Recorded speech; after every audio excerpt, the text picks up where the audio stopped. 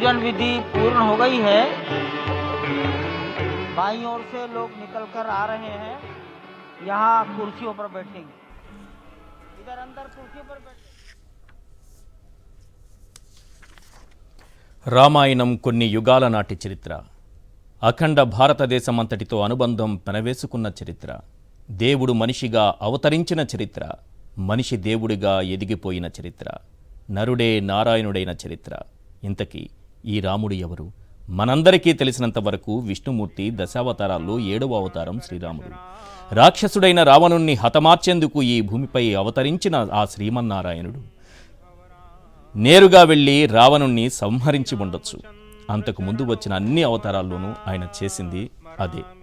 శ్రీరామచంద్ర చరణం వచసా గృణామి, శ్రీరామచంద్ర చరణం శిరసా నమామి, శ్రీరామచంద్ర చరణం శరణం ప్రపద్యే, మాతా రామో మత్పితా రామచంద్రః, స్వామి రామో మత్సఖా రామచంద్రః, సర్వస్వం మే రామచంద్రో దయాళుర్నాన్యం జానే నైవ జానే న జానే.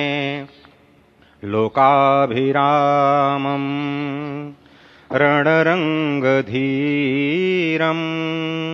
రాజీవనేత్రం రఘువంశనాథం కారుణ్యరూపం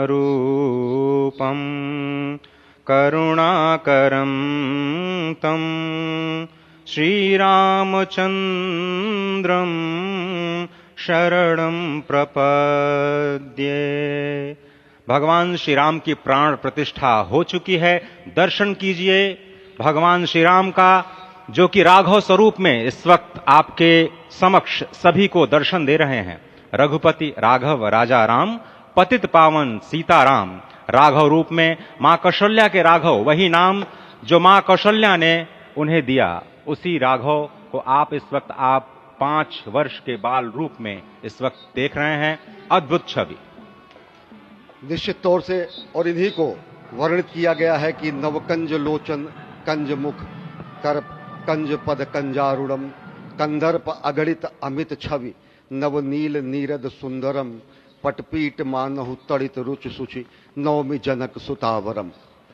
भक्तवत्सल के सामने भाव विह्वल प्रधानमंत्री नरेंद्र मोदी पुष्पांजलि अर्पित कर रहे हैं, श्रद्धांजलि अर्पित कर रहे हैं, जलांजलि अर्पित कर रहे हैं समूचे राष्ट्र की ओर से. और निश्चित तौर से इसी क्षण का इंतजार शताब्दियों से समूचे राष्ट्र को था, समूचे विश्व मानवता को था. जय राम रमा रमणम शमनम, भवताप भयाकुल पाहि जनम, अवधेश सुरेश रमेश विभो, शरणागत मागत पाहि प्रभो. निश्चित तौर से समूचे राष्ट्र की समेकित शक्ति का, समूचे सनातन संस्कृति का आज अभ्युदय का दिन है. और कहा गया है త్రేతాయుగం నాటి రాముడు ఈనాటికి మనకు ఆదర్శప్రాయుడిగా మిగిలాడు. రాముడంటే ఎవరు? సకల గుణాభిరాముడని ఆయన ఎందుకంటారో తెలుసా? ఆయనలో 16 మంచి గుణాలున్నాయి. గుణవంతుడు, వీరుడు, ధర్మాత్ముడు, కృతజ్ఞతాభావం కలిగినవాడు, సత్యం పలికేవాడు, దృఢమైన సంకల్పం కలిగినవాడు, గొప్ప చరిత్ర కలిగినవాడు, అన్ని ప్రాణుల మంచి కోరేవాడు, విద్యావంతుడు, సమర్థుడు, ఎన్నిసార్లు చూసినా ఇంకా చూడాలనిపించేంత అందగాడు, ధైర్యవంతుడు, క్రోధాన్ని జయించినవాడు, తేజస్సు కలిగినవాడు, ఎదుటివారిలో మంచిని చూసేవాడు, అవసరమైనప్పుడు మాత్రమే కోపాన్ని ప్రదర్శించేవాడు. వీటిని షోడశ మహాగుణాలు అంటారు. ఉత్తమ పురుషుడిగా ఉండాలంటే ఈ 16 గుణాలు కలిగి ఉండాలి. మానవ మాత్రులకు ఇది సాధ్యం కాదు కాబట్టే ఆ రాముడు మహాపురుషుడయ్యాడు. ఒక వ్యక్తిగా, రాజుగా, తనయుడిగా, అన్నగా, భర్తగా, తండ్రిగా, స్నేహితుడిగా, శిష్యుడిగా, ఇలా ఎక్కడా ధర్మము తప్పకుండా మనిషి అనేవాడు జీవించాలి అని చూపించింది ఆ శ్రీరాముడు మాత్రమే. 16 గుణములు పుష్కలంగా కలిగి ఉన్నవాడు శ్రీరాముడు. ధర్మబద్ధ జీవనానికి నిలువెత్తు నిర్వచనం ఆ శ్రీరాముడు. మనిషి ఇలా బ్రతకాలి అని ఒక ఆదర్శవంతమైన జీవితాన్ని గడిపి మనిషి జన్మకు ఉన్న విశిష్టతను చాటి చెప్పిన పురుషోత్తముడతను. ఆయనము అంటే నడక అని అర్థం, రామాయణం అంటే రాముని నడక అని అర్థం. ఆ రాముని నడక, రాముడు ఏ మార్గంలో పయనించాడో ఆ మార్గంలో మనమందరము పయనించాల్సినటువంటి అవసరం ఉంది. అడుగు తీసి అడుగు వేస్తే అది ధర్మం, మరో అడుగు వేస్తే అది సత్యం. ఆయన నడక, ఆయన కదలిక అంతా సత్యం, ధర్మమే. అందుకే రామో విగ్రహవాన్ ధర్మః అంటారు. అయితే ఏంటి రాముల్లో ఉన్నటువంటి గొప్పతనం? భండన భీముడు, ఆర్తజన బాంధవుడు, ఉజ్వల బాణతూణ కోదండ కళా ప్రచండ భుజతాండవ కీర్తికి రామమూర్తికిన్ రెండవ సాటి దైవమిక లేడనుచున్ గడగట్టి భేరిక ఢాండడాండడాండ నినదంబుల జాండము నిండ మత్త వేదండమునెక్కి చాటెదను దాసరథి కరుణాపయోనిధి.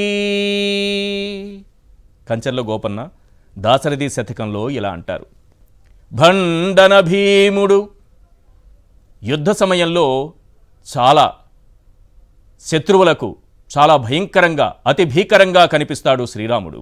ఆ ఆర్తజన బాంధవుడు, తనను కోరి వచ్చిన వాళ్ళు, తన శరణు జొచ్చిన వాళ్ళు, ఆశ్రయం అడిగిన వాళ్ళు, వాళ్ళందరి పాలిట ఆయన ఒక ఆశ్రయమిచ్చి వారందరినీ ఆదుకునేటటువంటి బాంధవుడు. ఉజ్వల బాణ తూణ కోదండ కళా ప్రచండ భుజతాండవ కీర్తికి, ఉజ్వలమైనటువంటి బాణములు, ఆయన అమ్ముల పొదిలో అలాంటి బాణాలున్నాయి.